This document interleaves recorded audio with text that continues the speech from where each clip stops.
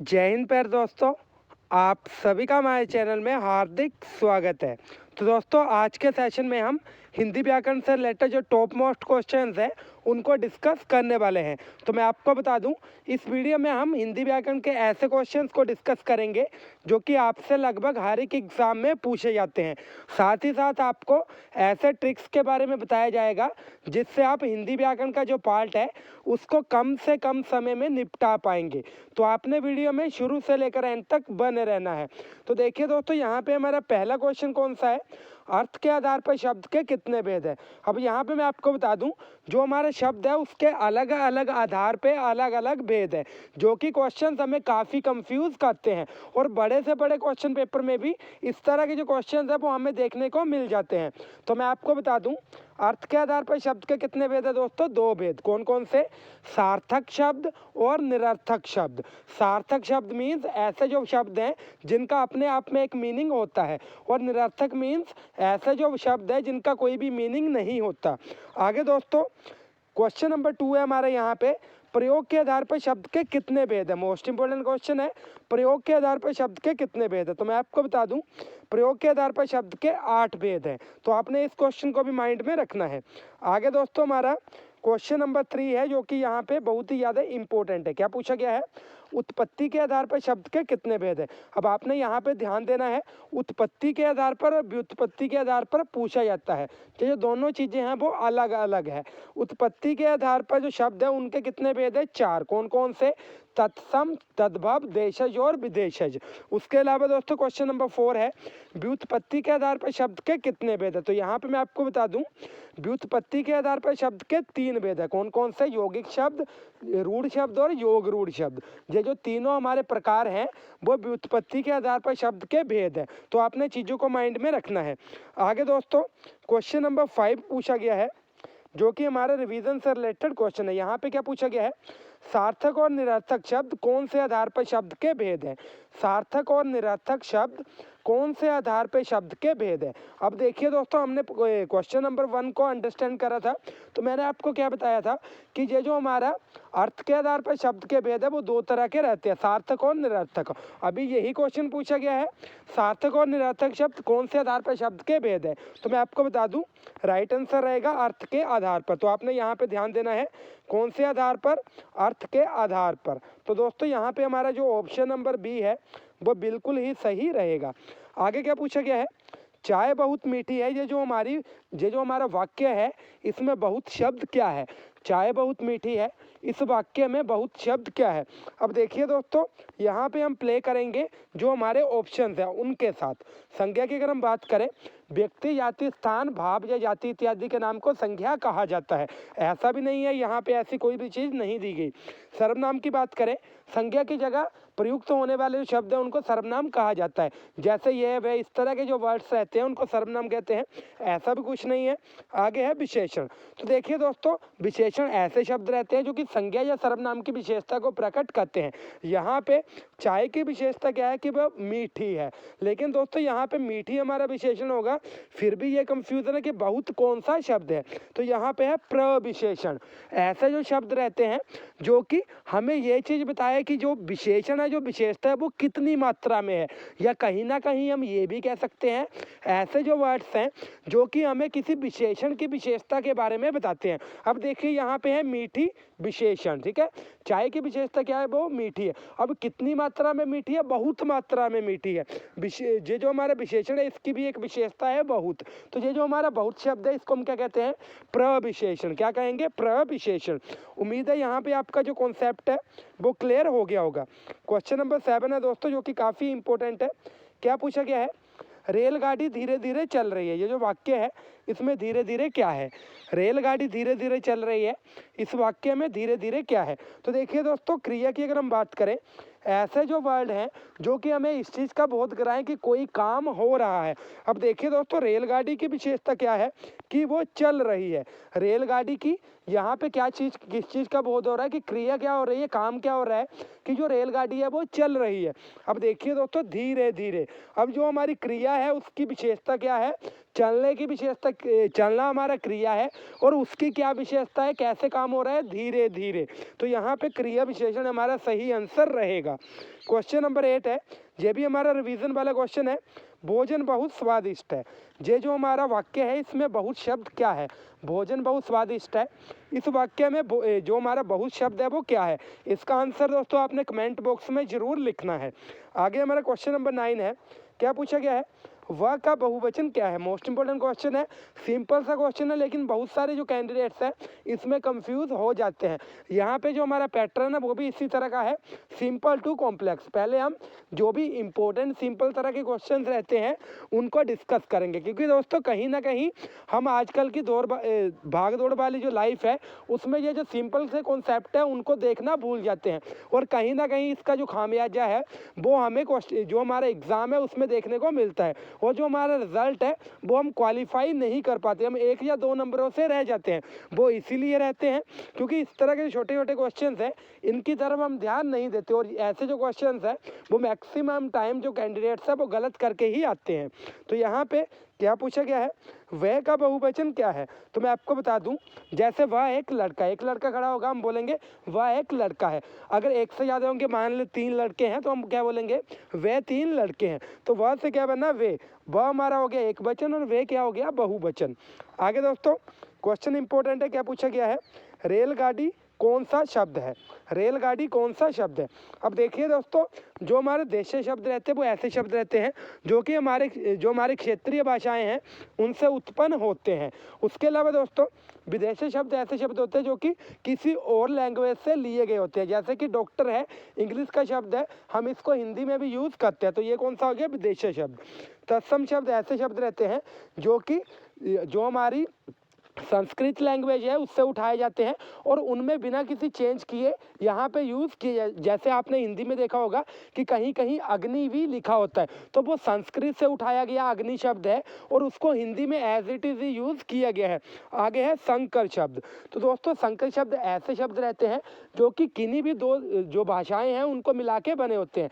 ऐसे जो शब्द है जो कि 2 लैंग्वेजेस को मिला के बने होते हैं उनको हम कहते हैं संकर शब्द। अब देखिए, रेल है इंग्लिश का शब्द और जो गाड़ी है वो हिंदी का शब्द है, तो यहाँ पे रेलगाड़ी कौन सा शब्द आ रहा है, संकर शब्द। उम्मीद है आपका जो कॉन्सेप्ट है वो क्लियर हो गया होगा। आगे दोस्तों क्वेश्चन नंबर 11 है, क्या पूछा गया है, पुलिस को हिंदी में क्या कहते हैं, पुलिस को हिंदी में क्या कहते हैं। तो मैं आपको बता दूं, जो पुलिस है उसको हिंदी में आरक्षक भी कहा जाता है और आरक्षी भी कहा जाता है। आपने इस क्वेश्चन को जरूर नोट करना है। आगे क्या पूछा गया है, कवर्ग का उच्चारण स्थान क्या है। अब देखिए दोस्तों, जो कवर्ग है उसके अंदर बहुत सारे जो वर्ण है वो आते हैं, क ख ग घ ण, इस तरह के जो हमारे वर्ण है वो कवर्ग में आते हैं। तो यहाँ पे आपने एक चीज़ का ध्यान रखना, जब भी हम बोलेंगे क ख ग ज घ, ऐसे जो जब हम वर्ण को बोल रहे हैं तो जो आवाज़ है सीधी हमारे गले से आ रही है। कहने का मीनिंग ये है कि इनका जो उच्चारण स्थान है वो दोस्तों क्या रहा है, कंठ। तो आपने इस चीज़ को माइंड में रखना है। आगे दोस्तों क्वेश्चन नंबर 13 है, यहाँ पे क्या पूछा गया है, सूचक का समानार्थक शब्द क्या है।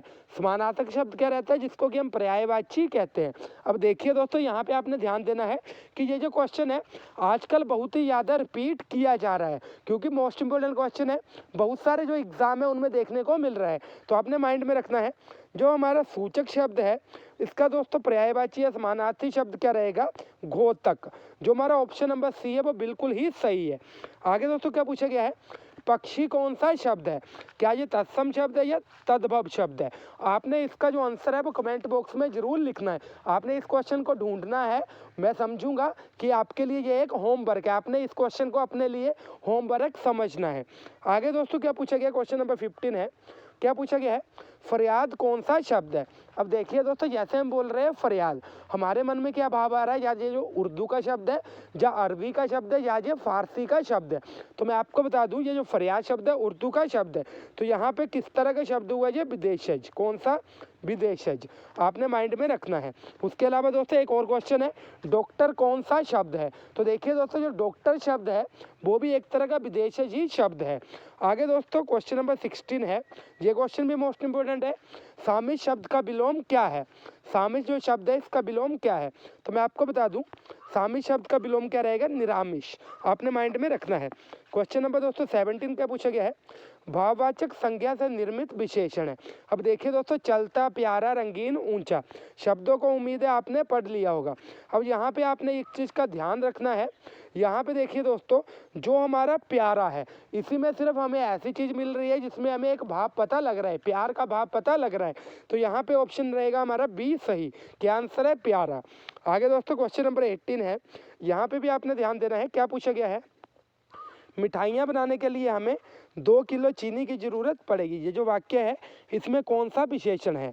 मिठाइयाँ बनाने के लिए हमें 2 किलो चीनी की ज़रूरत पड़ेगी। इस वाक्य में कौन किस तरह का विशेषण है? तो मैं आपको बता दूं, गुणवाचक विशेषण ऐसा विशेषण रहता है जिसमें कि हमें किसी भी वस्तु या किसी भी चीज़ या इंसान की विशेषता का पता लगता है, जब गुणों का पता लगता है। जैसे देखिए दोस्तों, यहाँ पे अच्छा, बुरा, ये सभी इंसान के गुण है। मोटा, पतला, लंबा, बड़ा, इस तरह के ये जो गुण है, ऐसे जो शब्द है उनको हम क्या कहते हैं? गुणवाचक विशेषण। उसके अलावा दोस्तों परिमाणवाचक, तो ऐसे जो शब्द है यहाँ पे हमें नाप नपाई का बोध हो। ठीक है दोस्तों, नाप नपाई का बोध हो रहा है, तो यहाँ पे भी लिखा गया है 2 किलो चीनी की जरूरत पड़ेगी। तो यहाँ पे क्या आएगा? परिमाणवाचक। आगे दोस्तों एक और इम्पोर्टेंट क्वेश्चन है जो कि काफ़ी इंटरेस्टिंग भी है। क्या पूछा गया है? शिवानी 4 बार खाना खाती है। ये जो हमारा वाक्य है इसमें कौन सा विशेषण है? तो दोस्तों मैं आपको बता दूं, यहाँ पे हमारा जो आंसर रहेगा वो गुणवाचक विशेषण रहेगा। अब आप बोलोगे कि जो ऊपर वाला क्वेश्चन है वहाँ पे भी तो लिखा गया था कि 2 किलो चीनी की ज़रूरत पड़ेगी। देखिए यहाँ पे लिखा गया 2 किलो चीनी की ज़रूरत पड़ेगी, तो यहाँ पे भी एक नंबर है। लेकिन दोस्तों मैं आपको बता दूं, यहाँ पे अकेला हमें नंबर दिखाई देगा, वहाँ पे रहेगा गुण, जो हमारा संख्यावाचक विशेषण है। लेकिन दोस्तों मैं आपको बता दूं, यहाँ पे नंबर के साथ साथ नाप नपाई की भी बात होगी, वो हमारा रहेगा परिमाणवाचक विशेषण। उम्मीद है आपका जो कॉन्सेप्ट है वो क्लियर हो गया होगा। आगे दोस्तों क्वेश्चन नंबर 20 है। क्या पूछा गया है? वे आदमी अच्छे से काम करना जानता है। वाक्य में कौन सा विशेषण है? इस तरह का जो भी सेंटेंस आएगा उसमें रहेगा सार्वनामिक विशेषण। ऐसा विशेषण जिसमें कि संज्ञा से पहले सर्वनाम का यूज किया जाता है और उसकी विशेषता के बारे में बताया जाता है, उसको हम क्या कहते हैं? सार्वनामिक विशेषण। आगे दोस्तों क्वेश्चन नंबर 21 है। क्या पूछा गया है? मुझे शब्द में कौन सा पुरुष है? उत्तम पुरुष है, मध्यम पुरुष है या अन्य पुरुष है? जो उपरोक्त में से कोई नहीं। अब देखिए दोस्तों मैं आपको बता दूं, पुरुष की अगर हम बात करें तो मैं, मुझे, हमें, इस तरह के जो वर्ड्स रहते हैं उनमें रहता है उत्तम पुरुष। और जैसे हम जो साथ वाला इंसान है उसकी बात कर रहे हो, आप, आप हो गया। उसके अलावा दोस्तों जैसे तुम या तुम है, ऐसे जो वर्ड्स रहते हैं उनमें आएगा मध्यम पुरुष। उसके अलावा दोस्तों अगर हम बात करें किसी तीसरे इंसान की, जैसे वह, वो, उन्हें, ठीक है, यहाँ से बोध हो रहा है कि हम किसी तीसरे इंसान की बात कर रहे हैं, उसमें क्या आएगा? अन्य पुरुष। तो यहाँ पे मुझे या मैं दिया गया है, तो आपने समझ जाना है कि उत्तम पुरुष यहाँ पे आंसर रहेगा। उम्मीद है यहाँ पे भी आपका जो कॉन्सेप्ट है वो क्लियर हो गया होगा। आगे दोस्तों क्या पूछा गया है? हिंदी व्याकरण में मूल स्वरों की संख्या कितनी है? हिंदी व्याकरण में मूल स्वरों की संख्या कितनी है? तो मैं आपको बता दूं, मूल जो स्वर रहते हैं ऐसे स्वर रहते हैं जो कि किसी अन्य स्वर की सहायता से नहीं बोले जाते। जैसे आपने देखा आ, हमने पहले बोला अ, उसके बाद बोला आ। अब देखिए दोस्तों, जो आ है वो अ की सहायता से ही बोला जा रहा है। तो इस तरह के कितने स्वर है मैं आपको बता दूं, 4 स्वर हैं। कौन कौन से आपने कमेंट बॉक्स में जरूर लिखना है। आगे दोस्तों क्या पूछा गया है? क्वेश्चन नंबर 23 है। तनु और तनु, ये जो हमारे शब्द है इनका सही युग्म क्या है या सही अर्थ क्या है? तो मैं आपको बता दूं, एक तनु रहता है पतला और दूसरा रहता है पुत्र, तो आपने माइंड में रखना है। ठीक है दोस्तों। आगे दोस्तों क्या पूछा गया? क्वेश्चन नंबर 24 है। क्या पूछा गया है?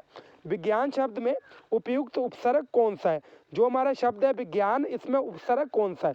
अब आप सभी को पता होगा, जो उपसर्ग है वो आगे लगते हैं और जो प्रत्यय हैं वो पीछे लगते हैं। तो विज्ञान में आपने कमेंट करना है कौन सा यहाँ पे उपसर्ग है। मैं आपको बता दूं, यहाँ पे रहेगा बी। जो हमारा ऑप्शन नंबर डी है वो बिल्कुल ही सही रहेगा। आगे क्या पूछा गया है? यथाविधि में कौन सा समास है? तो मैं आपको बता दूं दोस्तों, अगर आपने मेरी समास वाली वीडियो नहीं देखी है सबसे पहले आप जाके उसको देखिएगा, आपको जो चीज़ें हैं वो तभी समझ आएंगी। क्योंकि देखिए दोस्तों, अगर आपने वो वाली वीडियो देखी तो मैं गारंटी के साथ कह सकता हूँ आप लाइफ में कभी भी समास का जो क्वेश्चन है कभी भी गलत करके नहीं आएंगे। इस तरह के जो वर्ड्स रहते हैं जैसे यथाविधि, यथाशक्ति, इस तरह के जो हमारे वर्ड्स रहते हैं उनमें कौन सा समास रहता है? अभयभाव समास। आगे दोस्तों क्या है? गगनचुंबी में कौन सा समास है? सबसे पहले हमने विग्रह करना है, तोड़ के देखना है गगनचुंबी का मीनिंग क्या रहता है। गगन को चूमने वाला।